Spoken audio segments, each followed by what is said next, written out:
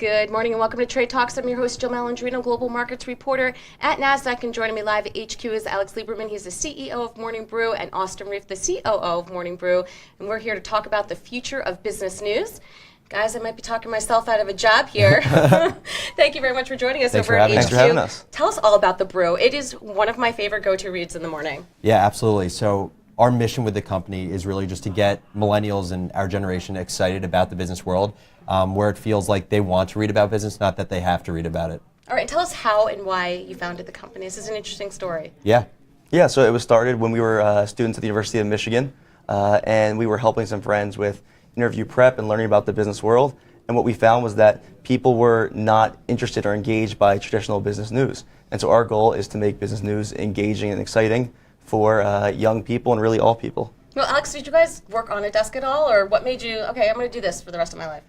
so the way that it actually started was, as Austin was saying, spoke with a bunch of students in the business school at Michigan, and we just noticed this general cookie cutter answer to how people consume business news. And it was, in our minds, as people who really love business, love the idea of innovation and people operating at the highest level, it wasn't refreshing at all that people said they read business because they had to, and it felt like a prerequisite to read the journal to go in the business world. And so we had started it while we were at Michigan, but then I am 2 years older than Austin. I went to work for Morgan Stanley on the fixed income trading desk. I was trading agency mortgage backs for about a year and 3 months. So I was part-time, where I'd be on the desk from, call it 6:30 in the morning to 9 at night, come back home, work on the brew for 4 hours, and Austin was still a student at Michigan. So we kind of just made it work for, call it a year to a year and a half, and then ultimately decided to take the plunge when we decided, no, we have some traction with this. Clearly there's an appetite for more engaging business news, and we thought that no one was filling this void of actually making the business world intriguing. All right, well, Austin, I'm clearly not a millennial, but I love reading the brew every morning. Great. Is it just for millennials? Are you finding a broader range audience? Yeah, so we really are finding that everyone loves the brew given it's concise. And so different people may consume the newsletter for different reasons, but lots of people are reading the newsletter daily.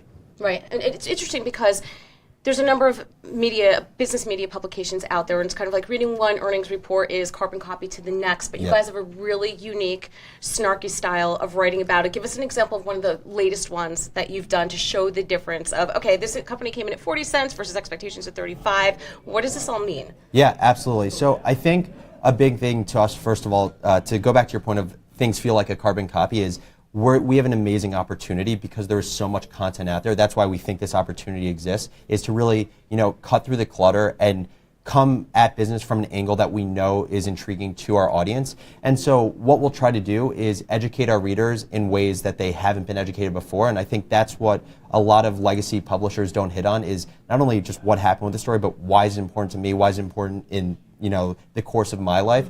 So this was a story we hit on a while ago, but as Spotify and these music streamers talk about these licensing deals they have, no one's really broken down the model of how, called a Spotify, is making money, and also who they're paying out, whether it be the artist, the label, the songwriter. And so by us delving into that industry and really breaking down at a granular level how the business model for streaming works, I think it provided a level of depth to our reader that they haven't gotten from other sources. And again, doing it in a lighthearted and professional and passionate tone that other people don't do. Right, so it certainly keeps them more engaged, right, Austin? So what do you think the future of financial media is? Yeah, I definitely think the brevity we write in is very important. I also think the fact that we can relate to people with that tone. I think it's all about hitting people where they are, and so not having this business site where people have to come to you, but rather you go to other people, whether it's through social media, email, or whatever other new technologies coming out. It's important to go to people and not have to have them